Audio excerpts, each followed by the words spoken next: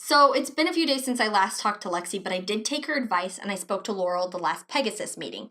Turns out, Hannah must have been thinking the same thing. I just got a message from Laurel that she must have found something.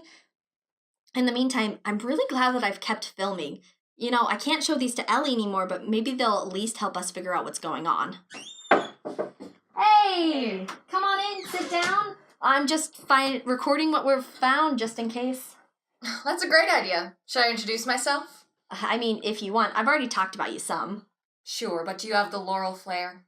No, definitely not. Well then, I'm Laurel Montgomery, captain of the track team and Hermes extraordinaire. As a journalism major, my ears are always to the ground and information is my game. Speaking of information, what did you find? Oh yeah, about that. So I haven't found out anything about this whole getting sick thing, but I have been doing some research and I think I know something else.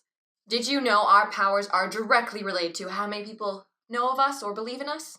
That makes sense. Well, it's true. That's why we Olympians are so much more powerful than our Roman equivalents. You know, with a few exceptions, of course. Where'd you find that out? I have my resources. Okay, so did you find out anything else? Again, nothing about the sickness, but I did some digging on that list you sent me, and everything on it was caused by a godling. Really? Snow and spring? Lucas, the new Persephone, he failed a test. Battle noises coming from the football fields. The football field distorts sounds coming from the athletic building, so what you were most likely hearing was, Brody, Aries' son. You remember him. That football player with the anger management issues, right? Yeah. Yeah. He's dating Mars's son Marcus, which is a real shit show in itself. But back to my point. Sometimes the senior members of the sports teams like to use the showers in the athletic building for extracurricular activity. Okay, ew.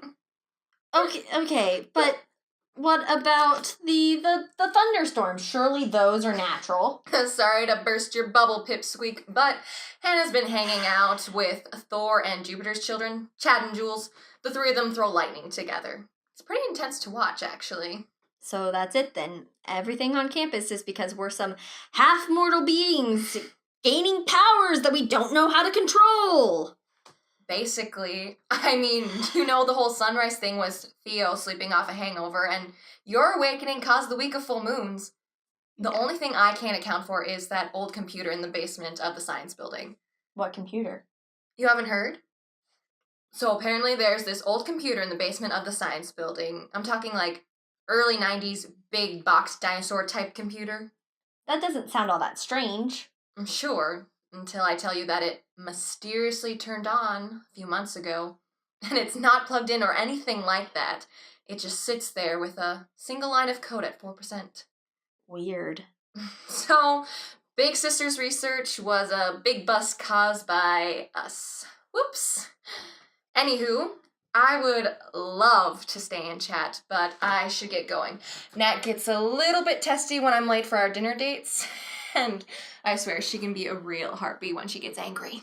Okay.